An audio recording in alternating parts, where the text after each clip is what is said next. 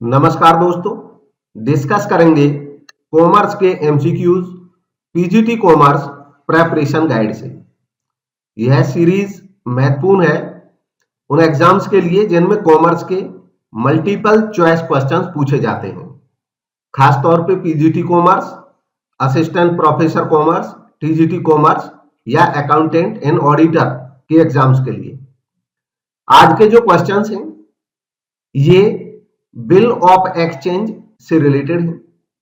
इन questions के बाद इस टॉपिक में काफी क्लैरिटी आ जाएगी और अगर आपका अच्छे से तैयार है तो उसकी प्रैक्टिस हो जाएगी, उसकी जांच हो जाएगी। इस सीरीज में 2000 से ज्यादा क्वेश्चंस हैं। ये क्वेश्चंस प्रैक्टिस क्वेश्चंस के फॉर्म में हमारी book PGT commerce preparation guide में दिए गए हैं। इस बुक में शॉर्ट फॉर्म में पूरा सिलेबस कवर है पीजीटी कॉमर्स का, चाहे वो किसी भी स्टेट का है या नवोदय केंद्रीय विद्यालय जैसी संस्थाओं का है। स्टार्ट करते हैं। पहला क्वेश्चन है आज का, dash is the date on which a bill falls due for payment. इनमें से वो कौन सी डेट है जिस डेट पर कोई बिल पेमेंट के लिए ड्यू हो जाता है। गिवन ऑप्शंस में से जो सही जवाब है वो है option B, maturity date. Option में ड्यू डेट भी दिया है, मैच्योरिटी डेट भी दिया है। दरअसल ड्यू डेट पूछा ही है कि ड्यू डेट कौन सी होगी, तो टेक्निकल लैंग्वेज में जब कोई बिल की मैच्योरिटी डेट जो होती है वही उसकी ड्यू डेट होती है, और इसलिए इस ऑप्शन में जो बी ऑप्शन है वो सही जवाब है, परिपक्वता तिथि। नेक्स्ट है, अ बिल ऑफ एक्सचेंज कंटेन्स। एक बिल ऑफ एक्सचेंज में क्या होता है यह बताना है, विनिमय पत्र में क्या होता है।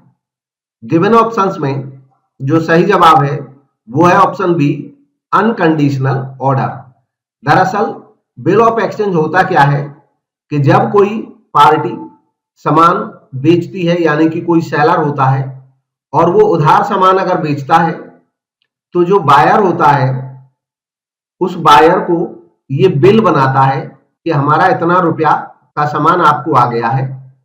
बायर अगर उससे रिक्वेस्ट करता है कि 2 महीने 3 महीने बाद में ये पैसे दे पाऊंगा और सेलर इस पे एग्री हो जाता है, तो सेलर जो बिल लिखता है उस बिल को बायर एक्सेप्ट करता है कि मैं एक्सेप्ट करता हूं कि मैं 2 महीने 3 महीने बाद ये पैसा दे दूंगा।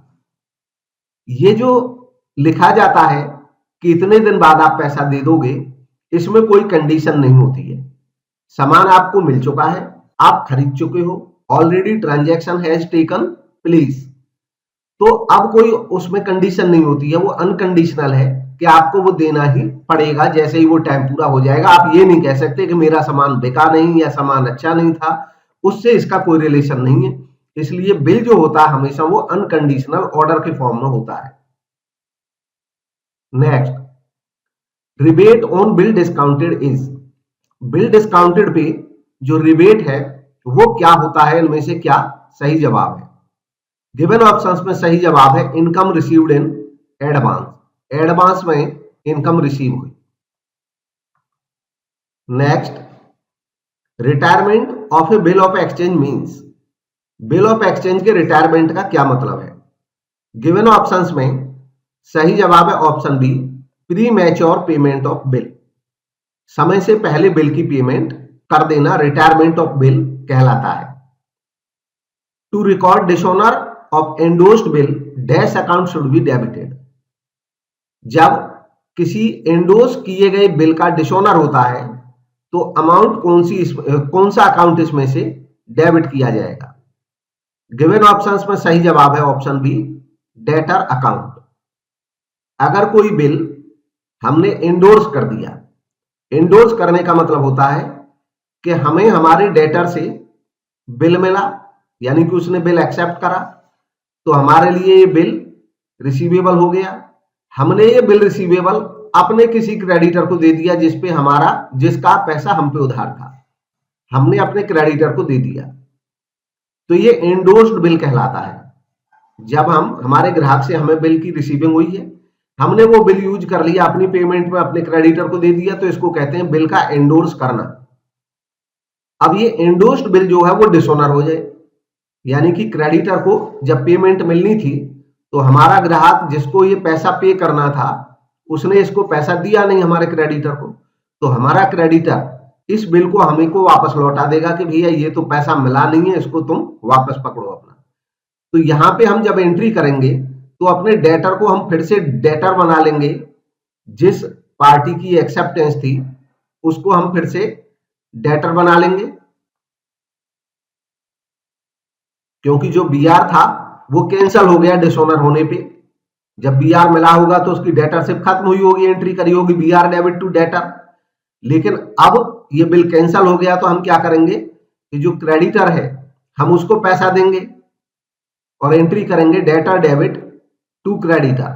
तो डेटर को हम डेबिट करेंगे अपनी बुक्स में, क्रेडिटर को फिर से क्रेडिट कर लेंगे। बिल के ट्रांजैक्शन के समय ऐसा होता है कि जब डेटर से हमें बिल मिला होगा तो हमने बीआर डेबिट किया होगा और डेटर को अकाउंट से हटा दिया होगा। जब ये बिल हमने एंडोर्स किया होगा क्रेडिटर को तो क्रेडिटर को अकाउंट से हटा दिया होगा और हमने अपना जो बीआर था वो इसको दे दिया। लेकिन अब ये स्वतः ही सारा समाप्त हो गया, क्योंकि बिल डिसऑनर हो चुका है, समाप्त हो चुका है। तो फिर से हम पुरानी पोजीशन में आ जाएंगे, क्रेडिटर फिर से हमारा क्रेडिटर ही रहेगा और डेटर फिर से हमारा डेटर बन जाएगा, जब तक इसका आगे सेटलमेंट कोई नहीं होगा। तो डेटर अकाउंट पे डेबिट करेंगे डिसऑनर के समय। Next, a bill of exchange drawn by the creditor upon his debtors is.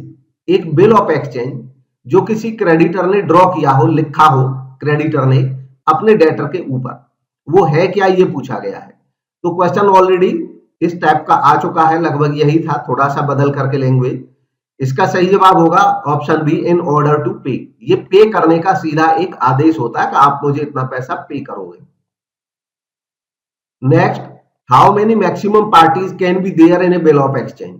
एक बिल ऑफ एक्सचेंज में कितनी पार्टीज हो सकती हैं? तो सही जवाब है ऑप्शन बी, 3। 3 पार्टी हो सकती है बिल ऑफ एक्सचेंज में। 3 पार्टी, एक तो बिल का लेखक यानी कि जो ड्रॉअर होता है, जो बिल का लेखक होता है उसको कहते हैं ड्रॉअर। दूसरी पार्टी होगी जिस पे बिल लिखा गया है उसको कहते हैं ड्रॉई, ये पैसे देगा।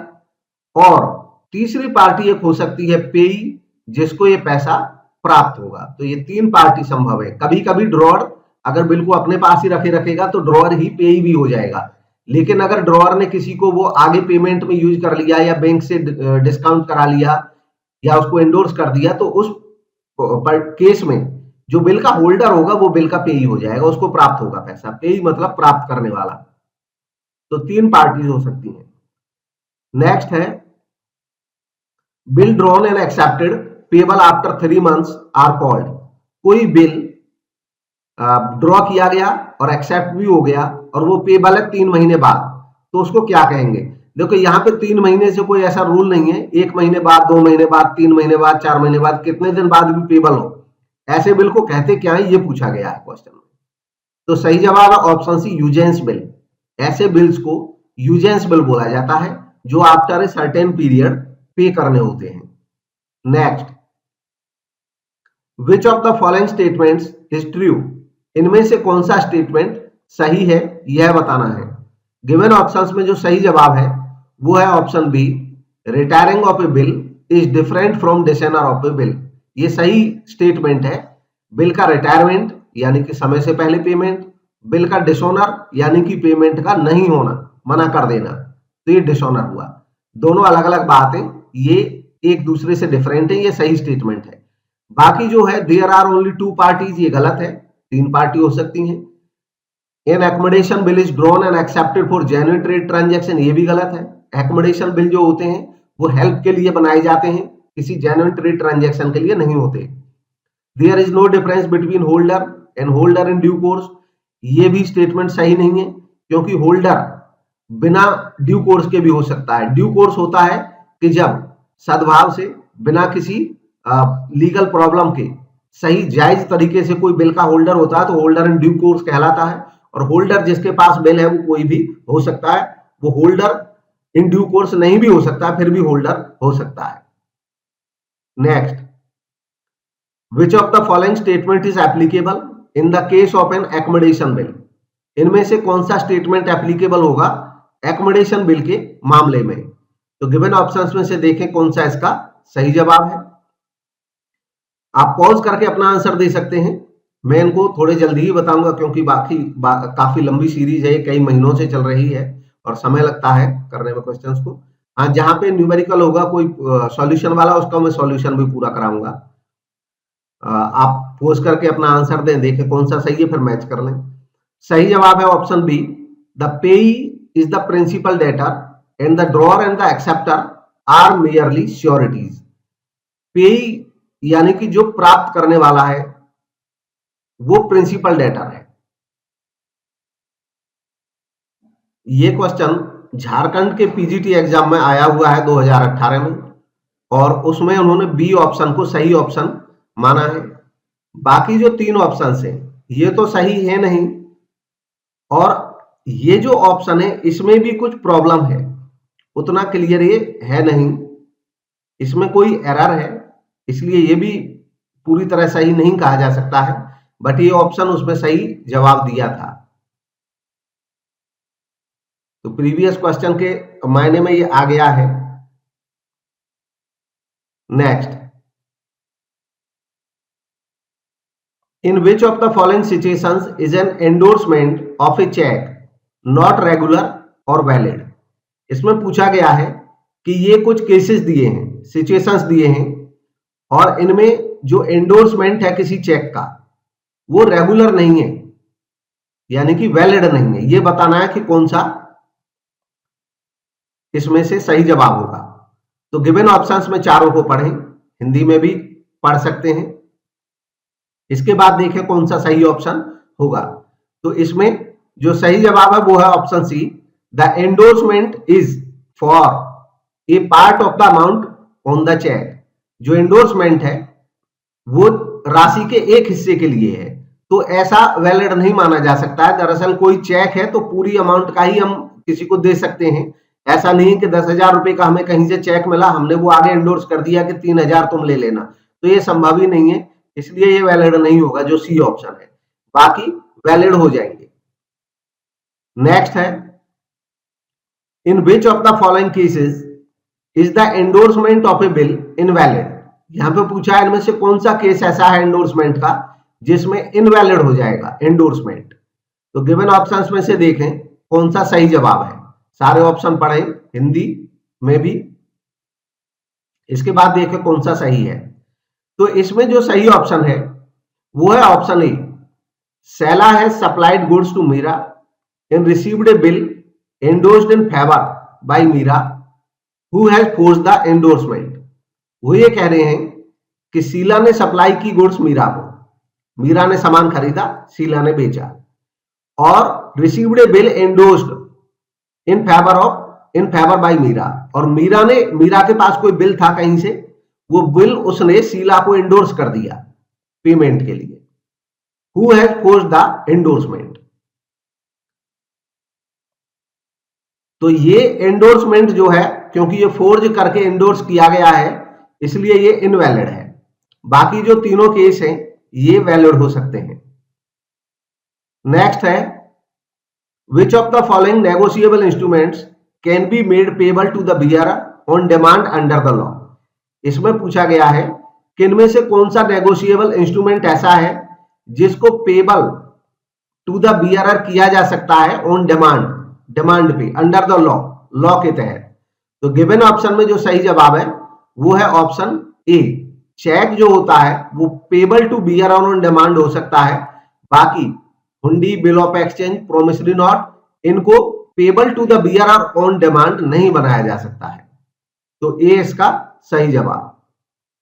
Next, which of the following is a point of difference between A promissory note and A bill of exchange. इनमें से कौन सा प्रोमिसरी नोट और बिल ऑफ एक्सचेंज के बीच में एक पॉइंट ऑफ डिफरेंस है, यह बताना है। मतलब कौन सा पॉइंट ऐसा है जो इन दोनों में अंतर को बताता है। तो हिंदी में भी पढ़ें पॉज करके, देखें कौन सा सही है। इसमें जो सही जवाब है वो है option A, option A. A promissory note can not be made payable to the maker himself while the drawer and the payee of a bill may be the same person। तो वो कह रहे हैं कि एक promissory note जो होता है वो payable to the maker himself नहीं हो सकता है, payable to the maker, क्योंकि promissory note तो promise वो करता है, वो बनाता है promissory note जो ये कहता है कि मैं पैसे पे करूंगा, तो वो स्वयं को payable तो बना नहीं सकता है इसको। while the drawer and payee of a bill may be the same person, जबकि drawer और payee ऑफ बिल यानी कि बिल ऑफ एक्सचेंज के केस में जो ड्रॉ करता है, जो लेखक है, वो पेई स्वयं हो सकता है, सेम पर्सन। तो ये सही है, ये अंतर को बताता है दोनों में कि प्रोमिसरी नोट तो लिखता है दरअसल डेटर, इसलिए वो स्वयं पेई नहीं हो सकता है, जबकि जो ड्रॉअर हो सकता है बिल ऑफ एक्सचेंज के केस में, वो ड्रॉअर जो होता है लेखक, बिल ऑफ एक्सचेंज के केस में जो लेखक होता है वो क्रेडिटर होता है, दरअसल उसी को पैसे प्राप्त करने, तो वो पेई हो सकता है। लेकिन इसमें जो लेखक होता है वो डेटर हो सकता है, उसको पैसा प्राप्त नहीं होगा, वो तो पे करेगा। तो ये एक अंतर को बता रहा है, बाकी जो है ये इनमें डिफरेंस के पॉइंट नहीं है। नेक्स्ट है a negotiable instrument is termed a bearer instrument when. एक नेगोशिएबल इंस्ट्रूमेंट बीआरआर इंस्ट्रूमेंट कहलाता है जब उसमें कौन सा कंडीशन सही होगा यह बताना है। तो गिवन ऑप्शंस में जो ऑप्शंस हैं इनमें से सही है option A, the only or last endorsement on the instrument is an endorsement in blank। तो एक नेगोशिएबल इंस्ट्रूमेंट को बीआरआर इंस्ट्रूमेंट उस समय कह सकते हैं जब या तो केवल या उसका लास्ट एंडोर्समेंट इंस्ट्रूमेंट पे वो एंडोर्समेंट इन ब्लैंक हो, तो ऐसे केस में वो बीआरआर इंस्ट्रूमेंट कहलाता है। Next, which of the following is not an essential characteristic of A negotiable instrument. इनमें से कौन सी नेगोशिएबल इंस्ट्रूमेंट की एसेंशियल कैरेक्टरिस्टिक नहीं है यह बताना है। तो गिवन ऑप्शंस में 4 ऑप्शंस दिए, देखें कौन सा सही है। सही जवाब है option B, the instrument must be recognised as negotiable under the provisions of negotiable instrument act 1881। ऐसी कोई कैरेक्टरिस्टिक नहीं है, मतलब हर एक इंस्ट्रूमेंट को ऐसे वहां पे रिकॉग्नाइज नहीं कराया जाता है। बाकी जो 3 केसेस हैं ये इसके कैरेक्टरिस्टिक हैं। Holder of the instrument who has acquired it in good faith for consideration get the title free from all defects, ये सही स्टेटमेंट है। Instrument should be freely transferable, सही स्टेटमेंट है। Transfer should be simple delivery और endorsement and delivery, सही statement है। Next, आप हिंदी में पढ़ सकते हैं। नेक्स्ट है the ambiguous instrument is one. Ambiguous instrument, अस्पष्ट इंस्ट्रूमेंट इनमें से कौन सा होगा यह बताना है। तो गिवन ऑप्शंस में जो सही जवाब है वो है option C, that may be treated either as a bill or a promissory note, यानी कि जिसको हम बिल या प्रोमिसरी नोट कुछ भी मान लें, अगर ऐसा कोई इंस्ट्रूमेंट है तो वो एम्बिगस है, यानी कि उसमें स्पष्टता का अभाव है। Next, which of the following negotiable instrument is not recognised under the negotiable instrument act 1881। इनमें से कौन सा नेगोशिएबल इंस्ट्रूमेंट ऐसा है जिसको एक्ट के तहत नहीं मान्यता है। तो गिवन ऑप्शंस में जो सही जवाब है वो है ऑप्शन डी, साजो गुंडी रिटर्न इन गुजराती। यहाँ पे लैंग्वेज का कोई फर्क है नहीं, दरअसल bill of exchange, promissory note और चेक ये सब नेगोशिएबल इंस्ट्रूमेंट एक्ट के तहत वैलिड इंस्ट्रूमेंट है। जो हुंडी वगैरह है ये पुराने सिस्टम में इंडिया में चलती थी, और जो नया ये जो अब एक्ट है नेगोशिएबल इंस्ट्रूमेंट एक्ट, इसमें हुंडीज जो हैं वो मान्य नहीं है। Next, Which of the following person can be termed as holder in due course? इनमें से कौन सा पर्सन ऐसा है जिसको होल्डर इन ड्यू कोर्स कहा जा सकता है। तो गिवन ऑप्शंस में देखें कौन सा सही जवाब है। इसके बारे में क्वेश्चन पहले भी था इससे रिलेटेड लगभग। तो गिवन ऑप्शंस में जो सही जवाब है वो option B, Rajan is holding a cheque endorsed in his favour by Sajan in return of goods sold by Rajan to Sajan. Rajan के पास एक चेक है जो उसको एंडोर्स किया गया है साजन के द्वारा, क्योंकि उसने कुछ गुड्स वापस कर दी थी साजन को, तो साजन ने उसको चेक दे दिया कि गुड्स वापस करिए, आपका पैसा निकला, मैं आपको ये चेक दे रहा हूं, एंडोर्स कर रहा हूं।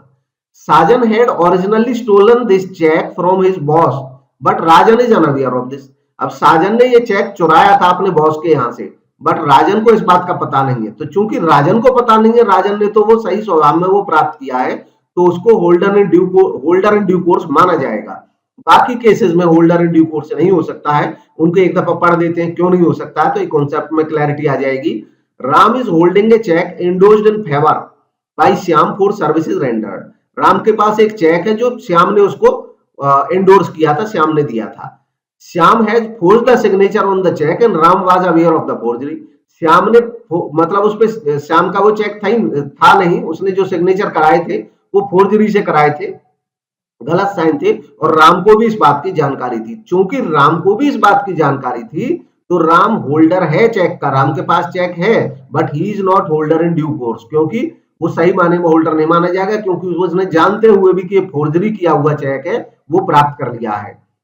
नेक्स्ट है Sheela is holding a cheque endorsed in her favour by Radha as a gift. Gift के तौर पे उसको चेक मिला है, इसको भी होल्डर इन ड्यू कोर्स नहीं माना जा सकता है।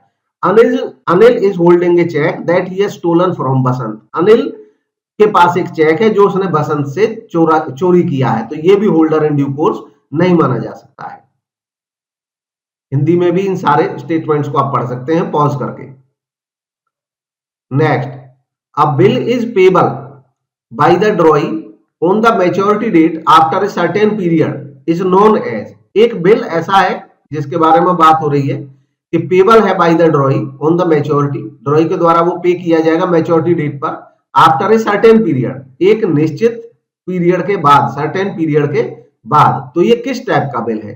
तो गिवन ऑप्शंस में जो सही जवाब है वो है ऑप्शन सी, यूजेंस बिल। ऐसे बिल जो सर्टेन पीरियड के बाद दिए जाते हैं उनको यूजेंस बिल कहा जाता है। साइट बिल जो होते हैं वो होते हैं जिस दिन उनको दिखाया जाएगा उस दिन देना पड़ता है पैसा, और इन पे पीरियड होता है कि इतने पीरियड के बाद, उस पीरियड में भी जो होता है 3 दिन ग्रेस के जुड़ जाते हैं, तब वो मैच्योर होता है।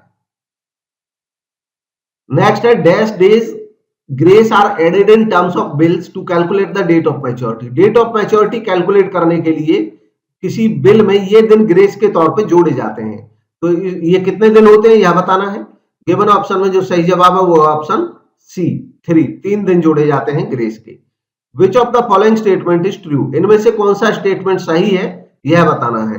तो गिवन ऑप्शंस में जो सही स्टेटमेंट है वो है option B, a bill of exchange is drawn by the creditor. एक बिल ऑफ एक्सचेंज ड्रॉ किया जाता है क्रेडिटर के द्वारा। तो सही जवाब है क्रेडिटर बिल का लेखक होता है। Next, on receiving the return goods from the buyer the seller sends. Return goods receive होने पर बायर से सेलर क्या भेजता है? तो सेलर को जब बायर से वापस कुछ गुड्स मिल जाती हैं तो वो उसके अकाउंट को एडजस्ट करने के लिए, कम करने के लिए क्या भेजता है यह बताना है। तो गिवन ऑप्शंस में जो सही जवाब है वो है ऑप्शन डी, क्रेडिट नोट। क्योंकि जो सेलर है उसके यहाँ बायर उसका डेटर होता है बुक्स में, तो उसकी डेटरशिप को कम करेगा क्योंकि सामान वापस आ गया है। डेटरशिप को कम करने के लिए उसको क्रेडिट करेगा, और क्रेडिट करेगा तो उसका नोट बनाएगा, उसको क्रेडिट नोट कहेंगे। Next, if a bill is accepted on 23 November 2016 for 2 months. अगर एक बिल एक्सेप्ट किया जाता है 23 नवंबर 2016 को 2 महीने के लिए, what will be the due date for payment of bill. Bill की पेमेंट के लिए ड्यू डेट क्या होगी? तो कैलकुलेट करें क्या हो सकती है, और उसके बाद फिर हमारी कैलकुलेशन हम दिखाएंगे। तो इसमें जो सही जवाब है वो है ऑप्शन सी, 25 जनवरी 2017। दरअसल 23 नवंबर 2016 को 2 महीने के लिए बिल लिखा, तो जब महीने जोड़े जाते हैं तो विदाउट कंसीडरिंग द डेट को बिना कंसीडर किए सीधे महीने पे आ जाना है। 23 नवंबर से एक महीना पूरा होगा 23 दिसंबर को, और दूसरा महीना पूरा होगा 23 जनवरी को। 23 जनवरी को दूसरा महीना जब पे होगा तो 3 दिन जुड़ेंगे ग्रेस के, और 23 जनवरी में आप 3 दिन ग्रेस के जोड़ेंगे तो ये आ जाएगा 26 जनवरी। अब 26 जनवरी हम सभी जानते हैं इंडिया में एक पब्लिक हॉलीडे होता है, सार्वजनिक छुट्टी होती है। ये रूल है नेगोशिएबल इंस्ट्रूमेंट एक्ट में कि अगर कोई बिल ड्यू होता हो पब्लिक हॉलीडे पर या संडे पर, गजेटेड हॉलीडे पर, जिसके बारे में पहले से ही सबको पता है कि इस दिन छुट्टी है, तो ऐसे केस में एक दिन पहले ही वो बिल मैच्योर हो जाता है। तो 26 से एक दिन पहले यानी कि 25 जनवरी को ये मैच्योर हो जाएगा। Next, which of the following statement is not true for the difference between check and bill of exchange। Cheque और बिल ऑफ एक्सचेंज के बारे में ये जो स्टेटमेंट है ये उनके अंतर को बता रहे हैं।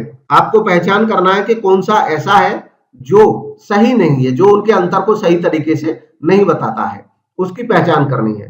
तो गिवन ऑप्शंस में जो सही जवाब है वो है option D, a cheque is a negotiable instrument and covered under provisions of Negotiable Instrument Act 81, but the bill of exchange is not negotiable instrument। ये जो स्टेटमेंट है ये सही नहीं है। बिल ऑफ एक्सचेंज भी नेगोशिएबल इंस्ट्रूमेंट है और चेक भी नेगोशिएबल इंस्ट्रूमेंट है। तो ये रॉन्ग स्टेटमेंट है, बाकी तीनों सही हैं। A cheque may be crossed but not a bill of exchange. Cheque cross हो सकता है बट बिल ऑफ एक्सचेंज ऐसा नहीं होता है।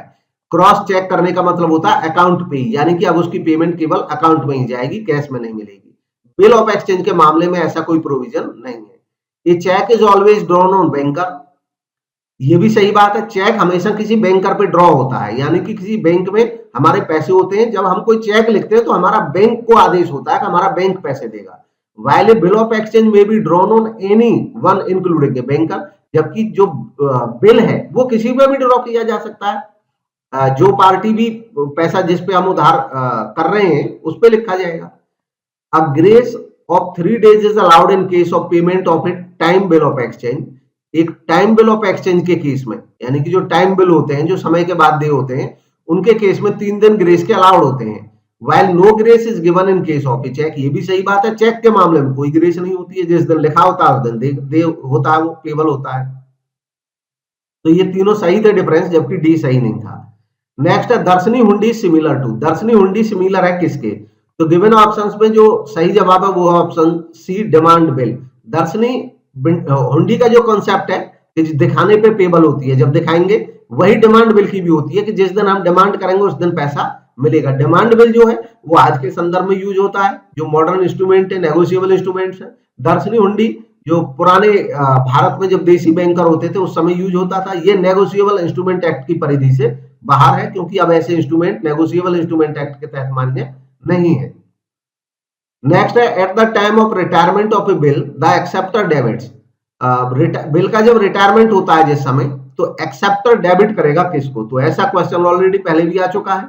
सही जवाब है ऑप्शन है बिल्स पेबल अकाउंट। बिल जब रिटायर होगा तो जो एक्सेप्टर होता है वो डेबिट करता है रिटायरमेंट के समय बिल्स पेबल को, क्योंकि उसका बीपी था। जब उसने बीपी बनाया था तो एंट्री करी होगी बिल्स पेबल को, उसने क्रेडिट किया होगा।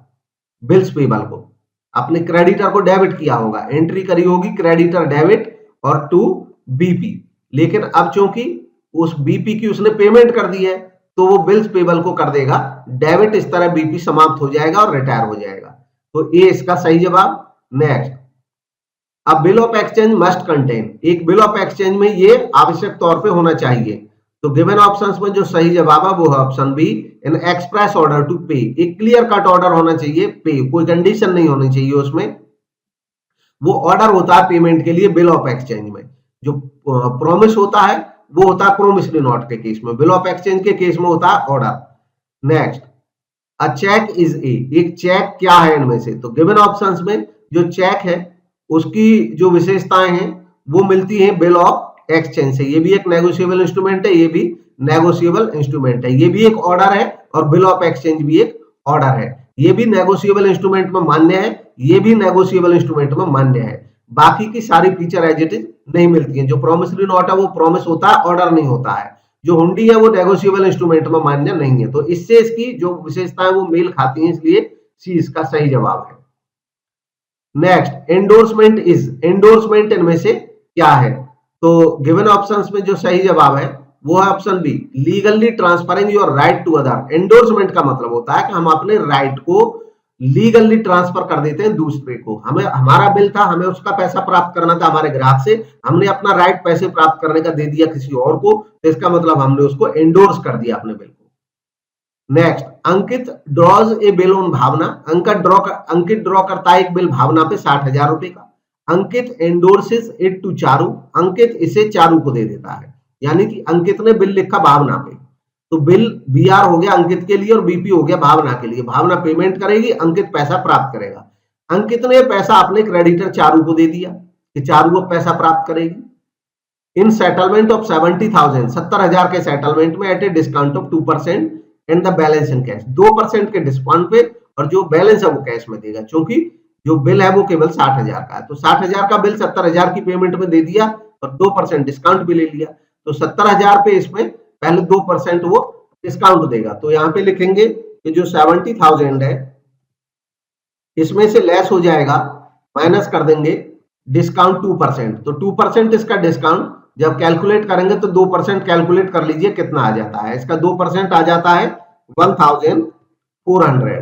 जब इसको माइनस कर देंगे तो जो पैसे की पेमेंट करनी होगी, अब वो कितनी पेमेंट करनी होगी उसको हम कैलकुलेट कर लेंगे और वो आ जाएगी 68,600। 68,600 ये पेमेंट करनी पड़ेगी डिस्काउंट के बाद। इस पेमेंट में उसने यूज कर लिया ये 60,000 का बिल, 60,000 रुपीज का, 60,000 का बिल दे दिया। अब जो कैश दिया जाएगा इसके द्वारा, कैश अमाउंट जो दी जाएगी वो दी जाएगी रिमेनिंग 8,600 इसने कैश दे दिए होंगे। इस तरह इसकी पूरी पेमेंट हो गई। आगे ये कहते हैं इसके बारे में कि if the bill is dishonoured on due date, अब ड्यू डेट पे ये बिल डिसऑनर हो गया, what amount will Charu debit Ankit. अब बिल जो है वो हो गया डिसऑनर, तो चारू अंकित को डेबिट कितने रुपए से करेगी, क्योंकि चारू को ये अंकित से मिला था, तो चारू तो अंकित से ही मांगेगी पैसा कि भी आपका जो ग्राहक है उसने पैसा नहीं दिया है। तो ऐसे केस में कितने से डेबिट करेगी ये पूछा जाएगा। तो देखो जो कैश मिला था वो तो उसको मिल गया, वो तो मान्य हो जाएगा, कैश तो कैश है, क्लियर हो गया। बाकी जो अमाउंट है वो पूरे से डेबिट करेगी, वो डिस्काउंट ऑटोमेटिकली ऐसे केस में कैंसिल हो जाती है। और इसलिए जो कैश की अमाउंट है वो काट दी जाएगी और बाकी पूरा पैसा उसको फिर से डेटर बनना पड़ेगा इतने रुपए के लिए। तो कैश के 8600 हम माइनस कर देंगे, इसमें से जो बचेगा वो अमाउंट उसको पे करना पड़ेगा। अमाउंट बचेगा 61,400। तो 61,400 से वो डेबिट हो जाएगा। तो इसको ऑप्शन ए इसका सही जवाब हो जाएगा, 61,400। नेक्स्ट है Meena draws a bill on Parveen on August 29, 2018 for 1 month. Meena एक बिल ड्रॉ करती है परवीन पे 29 अगस्त 2018 को 1 महीने के लिए। The due date of the bill will be, due date bill की क्या होगी, तो कैलकुलेट करके देखें क्या होगा इसका सही जवाब। ऑलरेडी इससे रिलेटेड एक क्वेश्चन पहले हो भी चुका है। तो हम क्या करेंगे, इसकी पेमेंट के लिए कैलकुलेशन करेंगे। 29 अगस्त को 1 मंथ का है, तो 29 अगस्त से आपको 1 मंथ पूरा कब होगा ये लिखना है। 1 मंथ पूरा हो जाएगा 29 सितंबर को। फिर 3 दिन इसमें जोड़ेंगे हम ग्रेस के, 3 डेज। तो 3 डेज अब आप जोड़ेंगे तो उसको कैलकुलेट कर लें कैसे होंगे। जो सितंबर होता है वो 30 डेज का होता है, तो 30 सितंबर एक दिन हो गया। फिर आ जाएगा अक्टूबर, 1 अक्टूबर दूसरा दिन हो गया। फिर आ जाएगा 2 अक्टूबर, 2 अक्टूबर तीसरा दिन हो गया। लेकिन जो 2 अक्टूबर है ये होता है गजटेड हॉलीडे, यानी कि 2 अक्टूबर होना चाहिए कायदे से, लेकिन 2 अक्टूबर जो है वो पब्लिक हॉलीडे है। अब हमें पता है कि पब्लिक हॉलीडे होने की वजह से एक दिन पहले ही ये ड्यू मान लिया जाएगा, यानी कि 1 अक्टूबर को। तो जो सही जवाब इसका होगा वो 1 अक्टूबर आ जाएगा, और इसलिए ऑप्शन ए इसका अक्टूबर 1 सही जवाब हो जाएगा 1309 का। Next, whose account is debited in the books of Ram when a bill is endorsed to Krishna by Ram which is accepted by Sita। इसमें पूछा गया है कि किसका अकाउंट डेबिट होगा राम की बुक्स में, यानी कि राम की बुक में एंट्री करनी है पहली बात। When a bill is endorsed to Krishna by Ram, जब राम के द्वारा एंडोर्स किया गया एक बिल, कृष्णा को जो एंडोर्स किया गया था उसकी एक्सेप्टेंस सीता की थी, यानी कि सीता डेटर थी, राम क्रेडिटर था। राम ने एंडोर्स कर दिया था कृष्णा को अपने क्रेडिटर को। तो अब राम इसकी क्या एंट्री करेगा, तो राम फिर से डेटर को डेबिट कर लेगा और क्रेडिटर को क्रेडिट कर लेगा, क्योंकि जो बिल एंडोर्स किया हुआ है नहीं, इसमें डिसऑनर नहीं है, ये केस दूसरा है, फिर से देख लें। Whose account is debited in the books of Ram when a bill is endorsed, bill endorse किया जा रहा है कृष्णा को by Ram which is accepted by Sita, Sita की एक्सेप्टेंस थी और राम इसको केवल एंडोर्स कर रहे हैं कृष्णा को। तो कृष्णा को ये चेक मिलने जा रहा है, तो किसको यहाँ पे डेबिट किया जाएगा ये पूछा है। तो गिवन ऑप्शंस में चेक करें कौन सा सही जवाब है। क्योंकि कृष्णा इसका क्रेडिटर है, कृष्णा को जब हम अपना बीआर दे रहे हैं, कृष्णा हमारा क्रेडिटर है, कृष्णा को डेबिट कर लेंगे और जो बीआर है उसको हम पे कर देंगे उसको, कृष्णा को। तो जो सही जवाब है वो हो जाएगा ऑप्शन बी, इसमें कृष्णाज अकाउंट एंट्री करेंगे, Krishna's account debit to BR. जो एंट्री है वो होगी Krishna's account debit to BR. मैं लिख देता हूं यहां पे entry,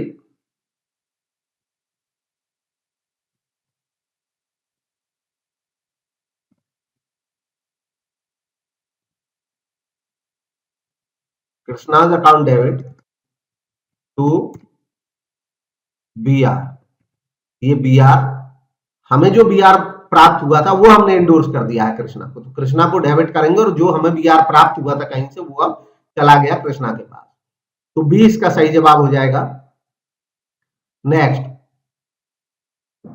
bill return on 29 June 2011 for 3 months, maturity date will be. Bill लिखा गया 29 जून 2011 को 3 महीने के लिए, मैच्योरिटी डेट क्या होगी, तो कैलकुलेट करें क्या इसका सही जवाब होगा। इसमें अगेन 3 महीने जोड़ेंगे, सबसे पहले जून में 3 महीने जोड़िए, एक महीना हो जाएगा जुलाई को, दूसरा महीना हो जाएगा अगस्त को, तीसरा महीना हो जाएगा सितंबर को। अगेन 29 सितंबर आ गया। अब 29 सितंबर को 3 महीने पूरे हुए, 3 दिन इसमें ग्रेस के जोड़िए, ग्रेस के जोड़ेंगे तो 30 सितंबर पहला दिन, 30 सितंबर पहला दिन, 1 अक्टूबर दूसरा दिन, 2 अक्टूबर तीसरा दिन, तो 2 अक्टूबर आ रहा है। लेकिन 2 अक्टूबर हम जानते हैं गांधी जयंती को उपलक्ष्य में पब्लिक हॉलीडे है पूरे भारतवर्ष में, तो 2 अक्टूबर क्योंकि पब्लिक हॉलीडे है इसलिए ये एक दिन पहले ही ड्यू हो जाएगा, और इसका जो सही जवाब है वो आ जाएगा option A 1 October. Next, the holder of a bill can receive payment from dash in case of dishonour of bill. जो होल्डर है किसी बिल का वो पेमेंट रिसीव कर सकता है किससे, बिल के डिसऑनर होने के केस में। बिल डिसऑनर हो जाता है और बिल का जो होल्डर है उसको पैसे कहां से मिलेंगे ये पूछा गया है। तो गिवन ऑप्शंस में जो सही जवाब है वो होगा इसमें ऑप्शन डी, एनी एंडोर्सर और ड्रॉअर। अगर होल्डर को ये बिल एंडोर्सर से मिला था तो उससे मांगेगा, और अगर जो होल्डर है वो एंडोर्सर नहीं होकर के ओरिजिनल वो क्रेडिटर ही है तो वो अपने ड्रॉअर से यानी कि डेटर से मांगेगा। इसको मैं फिर से क्लियर कर देता हूं। यहां पे चूंकि जो ओनली वर्ड लगा हुआ है इस वजह से तीनों ऑप्शन नहीं हो सकते हैं, हो सकते थे ये भी हो सकते थे, जो ड्रॉअर है उससे भी पैसा लिया जा सकता है, अगर ड्रॉअर ने वो एंडोर्स कर रखा था तो जो एंडोर्सी है वो ड्रॉअर से पैसे मांगेगा, अगर वो एंडोर्स्ड बिल था या डिस्काउंटेड बिल था, बैंक से डिस्काउंट करा लिया था किसी ने। ओनली ड्रॉइंग, अब कोई जरूरी नहीं ड्रॉइंग से, वो ड्रॉअर से मांगेगा अगर वो एंडोर्स्ड बिल है तो। ओनली एंडोर्सर, ऐसा भी कोई जरूरी नहीं है कि केवल एंडोर्सर से, हो सकता है पैसा जो ड्रॉई है वही दे दे। एनी एंडोर्सर और ड्रॉअर, तो इसमें डी जो है वो किसी से भी ले सकता है, एंडोर्सर से भी ड्रॉअर से भी, डी इसका सही जवाब हो जाएगा। क्योंकि इसमें ये केस की क्लैरिटी नहीं है कि बिल की सिचुएशन क्या है, तो ओनली की वजह से यहाँ पे रेस्ट्रिक्शन जो लगी है इसलिए इनमें से तो कोई हो नहीं सकता है सही, और डी ही एक सही जवाब इस मायने में हो सकता है। Next, Hari inform Mohan that acceptance bye Ram for 3000। हरी ने इन्फॉर्म किया मोहन को कि एक्सेप्टेंस राम के द्वारा है 3000 रुपए की, which was endorsed in favour of Hari by Mohan, जिसको हरी को एंडोर्स किया गया था मोहन के द्वारा। यानी कि राम ग्राहक था, ओरिजिनल डेटर था, राम ने एक्सेप्टेंस दी थी मोहन को, मोहन सेलर था सामान का और राम का क्रेडिटर था। मोहन ने ये एंडोर्स कर दिया था हरी को, हरी मोहन का क्रेडिटर था, उसने हरी को दे दिया था। अब हरी ने इन्फॉर्म करा है मोहन को कि ये जो बिल आपको राम से मिला, आपको ये राम से मिला था और मुझे आपने दिया था, ये डिसऑनर हो गया है, पेमेंट नहीं हुई है इसकी, तो entry for this transaction in the books of Mohan. तो मोहन की बुक्स में क्या एंट्री होगी, अगेन मोहन की बुक्स में क्या एंट्री होगी, मोहन को ये बिल मिला था राम से, ये राम से मांगेगा और हरी को पेबल करेगा, तो एंट्री जो होगी सही वो क्या होगी, देखें चेक करें कौन सी हो सकती है। इसमें जो सही जवाब है वो है option B, Ram debit, Ram को फिर से डेटर बना लेगा और हरी को क्रेडिटर बना लेगा। Next, match list 1 with list 2 and select the correct answer by using codes given below. List 1 को लिस्ट 2 के साथ मैच करना है, इसमें चेक करके देखें कौन सी टर्म किससे रिलेट करती है यह बताना है। तो गिवन ऑप्शंस में जो सही जवाब है उसका आइडिया लगाएं, चेक करें, पॉज करके देख लें। इसका जो सही जवाब है वो है ऑप्शन डी। अब यहां पे इनको सबको मैच करके देख लेते हैं। रिटायरिंग ए बिल, समय से पहले बिल की पेमेंट होती है तो उसको रिटायर कहते हैं। 3 महीने का बिल था, लेकिन जो एक्सेप्टर था वो 1 महीने पहले ही पहुंच गया कि साहब मेरे पास पैसा आ गया है, इस बिल को आप ले लो। ऐसे केस में जो वो समय से पहले रिटायर करता है तो जो बिल का होल्डर है वो उसको डिस्काउंट दे सकता है, और इसको ऐसी डिस्काउंट को रिबेट कहते हैं। Next, dishonour of a bill. Bill की पेमेंट की डेट आई, जिसको पे करना था उसने पेमेंट ही नहीं किया किसी भी कारण से, तो बिल रिटर्न या डिसऑनर कहा जाएगा। ऐसे केस में जब बिल डिसऑनर होता है बिल का, तो क्योंकि जिसने पैसा देने से मना किया है उसको लीगली इन्फॉर्म करने के लिए आगे के लिए लॉफुल एक्शन लेना पड़ेगा, तो उसके लिए उसको नोटरी के द्वारा एक इंफॉर्मेशन भिजवाई जाती है। नोटरी जो होते हैं पब्लिक नोटरी, वो सरकार के द्वारा तय किया गया एक पर्सन होता है, कोई एडवोकेट होता है, जिस एडवोकेट को नोटरी का दर्जा दिया जाता है, और नोटरी अपने यहां उसको रिकॉर्ड में लेकर के इंफॉर्मेशन देता है, तो उसके वो चार्ज लेता है जिनको नोटिंग चार्ज कहते हैं। तो जब बिल डिसऑनर होता है तो जिस पार्टी ने डिसऑनर किया है उसके पास नोटिस भिजवाया जाता है बिल के होल्डर के द्वारा, नोटिंग चार्ज होल्डर को देना पड़ता है नोटरी को। Renewal of bill.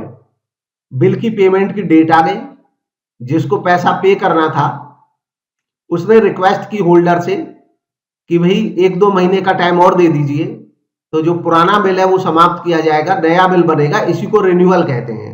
आगे 1-2 महीने जो भी उनकी सहमति बनेगी। ऐसे केस में, रिन्यूअल के केस में, जो होल्डर होता है वो कहता है कि भाई मेरे तो 1-2 महीने बढ़ गए तो मुझे इस पे ब्याज लूंगा, मैं तो ब्याज आपको देना पड़ेगा। तो ऐसे केस में इंटरेस्ट चार्जेज लगते हैं, तो सी का 1 इसका सही जवाब है। Discounting of a bill. Holder को बिल मिला है अपने किसी ग्राहक से, लेकिन उसकी पेमेंट 2-3 महीने बाद मिलेगी, उसको अचानक बीच में पैसे की जरूरत पड़ गई, वो बैंक के पास जाता है और बैंक से कहता है कि ये बिल आप रख लो और मुझे पैसे दे दो, मेरा जो ड्रॉई है वो आपको पैसे दे देगा, मेरा कस्टमर आपको पैसे दे देगा, 2 महीने 3 महीने अभी इसकी पेमेंट के बचते हैं। तो बैंक वाले कहेंगे ठीक है, हम इस पे अपना हम आप पे इस पर अपना ब्याज काटेंगे। बैंक वाले चार्ज लेते हैं कि हम आपको 2 महीने 1 महीने पहले दे रहे हैं तो हमें भी इनकम चाहिए, तो बैंक वाले जो इसके बदले में चार्ज लेंगे उसको डिस्काउंट कहते हैं। इस तरह डी इसका सही जवाब हुआ। Next, when an accommodation bill is discounted. जब एक एकोमोडेशन बिल को डिस्काउंट कराया जाता है, the amount of discount is born by whom. तो गिवन ऑप्शंस में देखें कौन सा सही जवाब होगा। सही जवाब है option D, by the drawer and acceptor in the ratio of funds used by them. अब ये ऑप्शन क्यों सही है इसके बारे में बताते हैं। पूरी तरह से ये जो बिल की पेमेंट है, जरूरी नहीं है दोनों बांटेंगे, बात यह है कि जो उस पैसे को यूज करेगा वो बांटेगा। अब एकोमोडेशन बिल होता क्या है? एकोमोडेशन बिल होता है कि जहां पे कोई ट्रांजैक्शन नहीं है, कोई खरीद बेच नहीं है, कोई डेटर क्रेडिटर नहीं है, ए का मित्र है बी, और बी आता है ए के पास कि मुझे 10,000 रुपए की जरूरत है। ए कहता है कि मेरे पास तो पैसे नहीं है, लेकिन एक तरीका है कि तुम मेरे पे बिल लिखो, मैं उस बिल को एक्सेप्ट कर लूंगा, और ये बिल तुम बैंक के पास जाना और बैंक से इसको डिस्काउंट करा लेना, तुमको बैंक पैसे दे देगा। जब पेमेंट का समय आए तुम मेरे को पैसे दे देना, मैं बैंक को पैसे दे दूंगा। तो बस एक सहायता करिए अपने मित्र की। अगर मान लो ऐसे केस में बिल जो बी जो था उसने बिल लिखा था, ये ड्रॉअर हो गया, ए ड्रॉई हो गया, इस पे लिखा गया था, लेकिन ए ने केवल बी की मदद की है। अब अगर बी ने ही सारा पैसा यूज किया तो यानी कि ड्रॉअर ने, तो ऐसे केस में जो ड्रॉअर है पूरा का पूरा डिस्काउंट का चार्ज उसी को बियर करना होगा। लेकिन यहां पे ये हुली बाई ओनर दे दिया, और इसके साथ ये एक ऑप्शन है, इसलिए ये सही हो जाता है, क्योंकि ये कोई अकेला सही जवाब नहीं है, ये ज्यादा सही हो जाएगा, क्योंकि इसमें क्लैरिटी आ गई है कि फंड जिसने यूज करे वो बियर करेगा, क्योंकि जरूरी नहीं अकेला बी फंड यूज करे। कभी कभी ऐसा होता है, ए ने कहा कि यार तुमको भी पैसे की जरूरत है, मुझे भी जरूरत है, मैं 20,000 का बिल लिख रहा हूं, मतलब तुम 20,000 का बिल लिख दो मेरे ऊपर, मैं एक्सेप्ट कर लूंगा, 20 में से आधे आधे बांट लेंगे जो भी पैसे मिलेंगे। तो ऐसे केस में चूंकि आधे आधे पैसे दोनों यूज कर रहे हैं, तो पेमेंट के समय भी दोनों आधे आधे क्लियर करेंगे, और जो डिस्काउंट है उसको भी दोनों बियर करेंगे, जिस रेशियो में पैसे को यूज करेंगे। तो डी इसका सही जवाब है। Next, the transfer of a bill of exchange by the holder to any other party before its due date is called. Bill का जो होल्डर है, जिसके पास वर्तमान में बिल है, चाहे अपने ग्राहक से मिला था, चाहे उसको कहीं से एंडोर्समेंट में मिला था, उसकी ड्यू डेट से पहले अगर उस बिल ऑफ एक्सचेंज को वो किसी अन्य पार्टी को देता है तो इसको क्या कहा जाएगा? तो सही जवाब है ऑप्शन सी, इसको एंडोर्समेंट ही कहा जाएगा। जब तक उसकी पेमेंट की डेट नहीं आई है तब तक ट्रांसफर करने के लिए, अगर वो किसी अन्य पार्टी को, अपने क्रेडिटर को कोई भी होल्डर ट्रांसफर करता है, देता है। तो ये थे आज के क्वेश्चंस। उम्मीद है काफी क्लैरिटी इस कॉन्सेप्ट में आई होगी। ज्यादा क्लैरिटी के लिए ये टॉपिक पढ़ना चाहिए, बिल ऑफ एक्सचेंज 11th की बुक में से पढ़ सकते हैं, काफी क्लैरिटी आ जाएगी।